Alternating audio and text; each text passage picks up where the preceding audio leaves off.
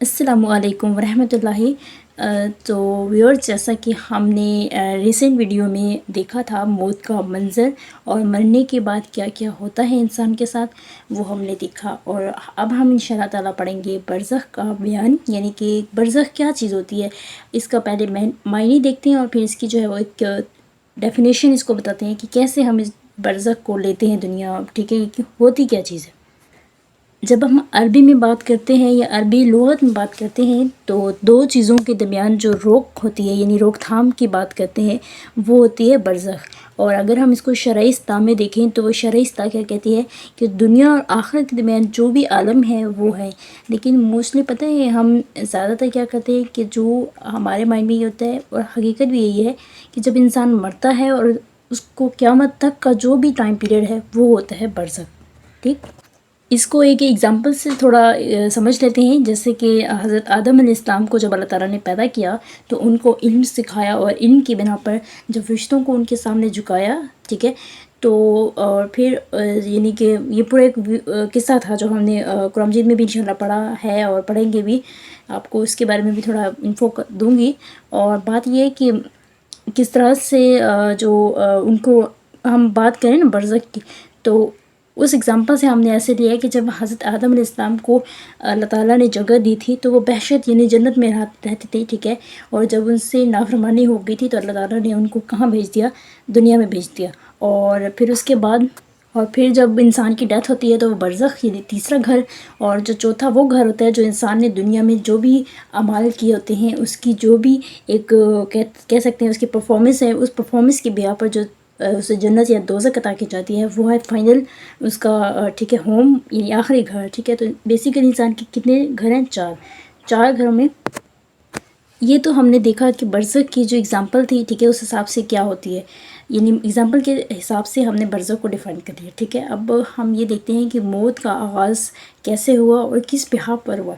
तो अब बात ये है कि जब हज़रत हसन रज़ी अल्लाह तआला अन्हु फरमाते हैं कि अल्लाह ताला ने जब हज़रत आदम अलैहिस्सलाम को पैदा किया, फिर उनकी जो ज़ुर्रियत है यानी उनकी औलाद को पैदा किया, तो फ़रिश्ते जो है वो बोल उठे कि अल्लाह ताला आप एक ऐसी मखलूक को पैदा कर रहे हैं जो ज़मीन में फ़साद मचाएगी। तो फिर अल्लाह ताला ने क्या जवाब दिया कि मैं भले उन्हें ज़मीन में पैदा करूँगा, यानी दुनिया में पैदा करूँगा, लेकिन उनकी उम्मीद भी पैदा होगी, उन्हें औलाद भी मिलेगी, उन्हें मोहब्बत भी मिलेगी, ठीक है, पैसा भी, ये सारी उम्मीद है ना, तो उनकी उम्मीद भी मिलेगी। लेकिन उसी उम्मीद को तोड़ने वाली एक उनको चीज़ अता करूँगा, वो है मौत। ठीक, तो ये मौत का जो पैदा करना है ये इसलिए पैदा की गई है ताकि इंसानी लज़्ज़तों को ये तोड़ सके। और वैसे भी आप सल्लल्लाहु अलैहि वसल्लम ने इरशाद फरमाया है कि ये जो जितनी भी जिस्मानी या इंसान की जो लज़्ज़तें हैं उन सबको तोड़ देने वाली मौत है, लिहाजा इसको कसरत से याद करो ताकि तुम्हारे अंदर जो नफ़सानी ख्वाहिशात होती हैं इनको ख़त्म किया जा सके। हमने हवाले जो देख लिए बरज़ख वगैरह का सारा, ठीक है, सीन देख लिया। अब हम देखते हैं हवाले कब्र, यानी कि कब्र में जो भी इंसान के साथ सिचुएशन होती है या वो क्या है, वो दो तरह से हम उसको डिफ़ाइन कर लेते हैं। हम पहले देखते हैं कि एक, क्योंकि जैसा कि इंसान की ख़ुसूसियात है, एक या तो पॉजिटिव होता है या नेगेटिव होता है, तो उसी हिसाब से हम जो है वो कहते हैं कि दो सिचुएशन पैदा कर दिए है, ठीक है, कि एक इंसान की जो नेक खसलत होती है और एक बद, ठीक है, यानी कि बुरी खसलत। तो अब ये है कि जो एक नेक शख्स मरता है तो उसके साथ क्या सिचुएशन की जाती है या उसके साथ क्या सिचुएशन पैदा होती है, और जब एक बद शख्स या बुरा शख्स वफ़ात पा जाता है तो उसके साथ रिश्ते क्या सलूक करते हैं, इनको हम थोड़ा डिफाइन कर लेते हैं और इनकी क्लासिफिकेशन समझे कि बन गई है। तो इसको ऐसे है कि जब एक नेक बंदा जब वफ़ात पाता है तो उसको जब कब्र में बिठाया जाता है तो फ़र्स्ट ऑफ़ ऑल एक तो ये उसकी पॉजिटिव क्वालिटी ये होती है कि जब उसका फ़रिश्ता हिसाब लेने आता है तो वो उसकी बड़ी अच्छी एक नूरानी चेहरा होता है, ठीक है। और फिर उसके अब क्या होता है कि एक तो ये हमें ठीक है देखा उसकी क्वालिटीज़ के, वो नूरानी चेहरा उसके सामने आता है। फिर जब उसको क्वेश्चंस करने के लिए बिठाया जाता है तो फ़र्स्ट ऑफ़ ऑल उसे सलाम किया जाता है, ठीक है, कि तुम पर सलामती हो ये। और फिर उससे क्वेश्चंस किए जाते हैं। क्वेश्चन की कुछ यूँ हैं कि उससे पूछा जाता है फ़र्स्ट ऑफ़ ऑल कि माँ दीनू का, कि तुम्हारा दीन कौन सा है। फिर पूछा जाता है कि माँ रब्बू का, तुम्हारा रब कौन सा है, ठीक है। और फिर पूछा जाता है कि माँ मोहम्मद सल्लल्लाहु अलैहि वसल्लम या माँ नबी का, कि तुम्हारे नबी सल्लल्लाहु अलैहि वसल्लम कौन है। تو نیک بندہ جو ہوتا ہے وہ اس کا ایگزیکٹ جواب دے دیتا ہے. ظاہر ہے اگر پوچھا جاتا ہے کہ ماں دینوں کا، تو ہمیں تو پتہ ہے ہمارا دین اسلام ہے، اور اگر پوچھا جائے ماں ربو کا، تو اس کا جواب یہ ہے کہ اللہ ربی، ٹھیک ہے. اور پیغمبر حضرت محمد صلی اللہ علیہ وسلم کی بات کر رہے ہیں تو آف کورس ہم ان کا جواب دیں گے کہ حضرت محمد صلی اللہ علیہ وسلم، ٹھیک ہے. تو پھر یہ ہے کہ پھر جب ان سے کوشچنز ہو جاتے ہیں، سیٹسفیکشن ہو جاتی ہے، تو پھر وہ ان کا جو بھی ریوارڈ ہوتا ہے وہ دیتے ہیں. پہلے تو یہ ہوتا ہے کہ جو شخص چاہے وہ نیک ہو یا بد، اس کو وہ دکھائی جاتی ہے اس کی منزل جو اس کی نہیں ہوتی ہے، اور اس کو لاسٹ پہ وہ دکھائی جاتی ہے جو اس کا مقدر ہوتی ہے. اب جیسا کہ جنتی سے سارے کوشچن بھی ہو گئے، اس کو اسلام پہ بھیج دیا گیا، اب اس کا جو ٹھکانہ ہے وہ اچھا ہے نا. تو پہلے اس کو دوزخ دکھائی جائے گی، اور جب وہ دوزخ دیکھ لے گا تو پھر اسے کہا جائے گا کہ تمہیں مبارک ہو کہ تم اس بری جگہ سے بچ گئے ہو، ٹھیک ہے. اور پھر فائنل اس کو جنت دکھائی جاتی ہے، اور پھر کہا یہ جاتا ہے کہ قیامت تک جو ہے وہ تم اسی جنت کی ہواؤں میں رہو گے، اور جب قیامت آئے گی پھر تمہیں اس ریوارڈ میں جو ہے یہ دے دیا جائے گا، ٹھیک. اب دوسری طرف حوال ہم پڑھ رہے ہیں، جو بد شخص ہوتا ہے یا برا شخص ہوتا ہے، جب اس کی ڈیتھ ہوتی ہے سیم یہی سچویشن ہوتی ہے، بس اس کو تھوڑا ہم نیگیٹو لے لیتے ہیں یا اپوزٹ لے لیتے ہیں. جیسے اس کو ایک نورانی چہرہ آتا تھا، تو اب اس میں یہ کیا ہے کہ اس کو خوفناک چہرہ آئے گا اس کے سامنے، ٹھیک ہے. یعنی ڈراؤنا قسم کا ہوگا، جسے دیکھتے ساتھ ہی اس پر ہیبت جو ہے، خوف پیدا ہو جائے گا.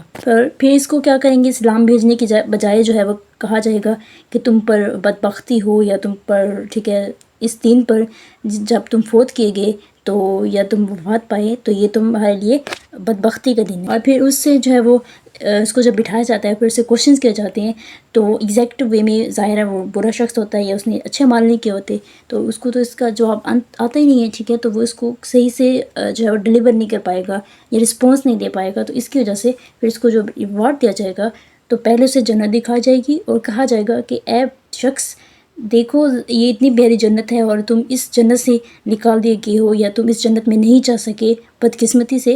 اور پھر اس کو جو ہے وہ جہنم دکھائی جاتی ہے، اور کہا جاتا ہے قیامت تک تمہیں اسی جہنم میں رہنا ہے، یا اس کی ہوائیں یا اس کی گرمائش تمہیں آتی رہے گی قبر میں، ٹھیک ہے.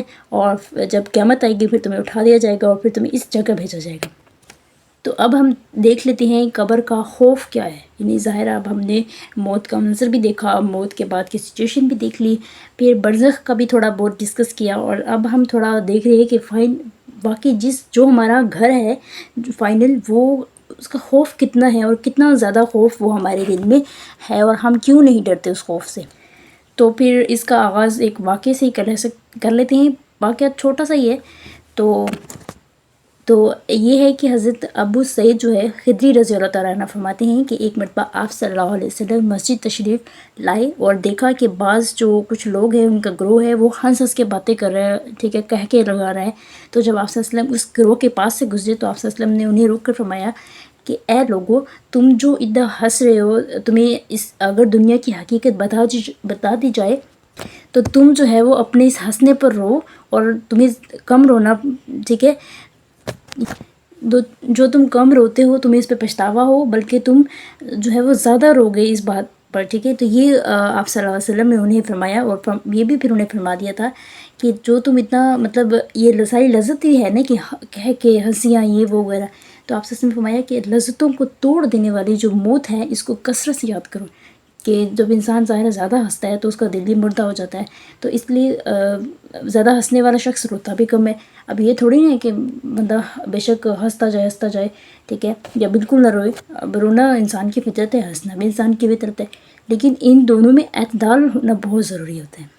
اور پھر اس کے بعد آپ صلی اللہ علیہ وسلم نے یہ بھی فرما دیا کہ کوئی دن انسان پر ایسا نہیں گزرتا، اور یہ صرف انسان نہیں، دنیا میں جتنے بھی یہاں پائے جانے والے جاندار ہیں، سب ہر دن اور ہر ٹائم جو ہے وہ قبر اس شخص کو پکارتی ہے کہ اے شخص، اے نادان شخص، اے آدم کی اولاد، میں تمہارا گھر ہوں، میں کیڑوں کا گھر ہوں، میں تنہائی کا گھر ہوں، میں وحشت کا گھر ہوں. یعنی مختلف جو ہے وہ القابات سے پکارتی ہے، اور کہتی ہے کہ میں تمہارا گھر ہوں، اور تم مجھے کیسے بھول سکتے ہو. تو یہ تھی ایک چھوٹی سی مراد کہ آپ صلی اللہ علیہ وسلم نے ان لوگوں جو ہنس رہے تھے ان کے لیے ایک چھوٹی سی ایک مثال دی ہے کہ جو تم اتنا ہنس رہے ہو، اصل میں حقیقت اس کی کچھ بھی نہیں ہے. دنیا ایک معمولی سی چیز ہے، اور اگر تمہیں اس کی حقیقت پتہ چل جائے تو تمہارا ہنسنا بند ہو جائے، ٹھیک ہے.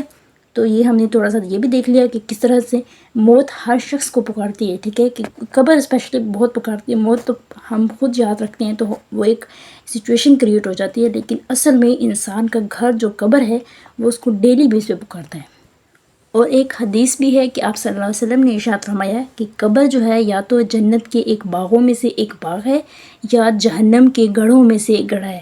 تو اب ہمیں یہ یہاں سے ایک لیسن یہ ملتا ہے کہ ہمیں اپنی اس قبر کو یا تو جہنم کا گڑھا بنانا چاہیے یا جنت کا باغ بنانا چاہیے۔ تو بہتر تو یہی ہے کہ اپنے مال اتنے اچھے رکھیں کہ جو ہے وہ ہماری جنت ہمیں مل جائے اور ہماری قبر جو ہے وہ ہمارے لیے ٹھنڈک کا باعث بنے، ٹھیک ہے۔ تھینک یو سو مچ، آپ لوگوں کا جزاک اللہ خیر۔ شکریہ اللہ تعالیٰ کا ضرور ادا کیا کریں کہ آپ کھا کر سوتے ہیں، آپ رات کو بھوکا نہیں سوتے، تو یہ بڑی ایک نعمت ہے اللہ تعالیٰ کی۔ بہت سے دنیا میں ایسے لوگ بھی ہیں جو بھوکے سوتے ہیں اور ان کو کھانا نصیب نہیں ہوتا، اور الحمدللہ اللہ تعالیٰ نے ہمیں ان لوگوں سے نوازا ہے جو پراپر کھانا کھا کے سوتے ہیں۔ چلے مکمل نہ بھی صحیح، ایٹ لیسٹ ہمیں کھانے کو ملتا تو ہے نا، تو ہر حال میں شکر ادا کرنا بہت ضروری ہے۔ بہرحال شکریہ آپ سب کا، جزاک اللہ خیر، اللہ حافظ۔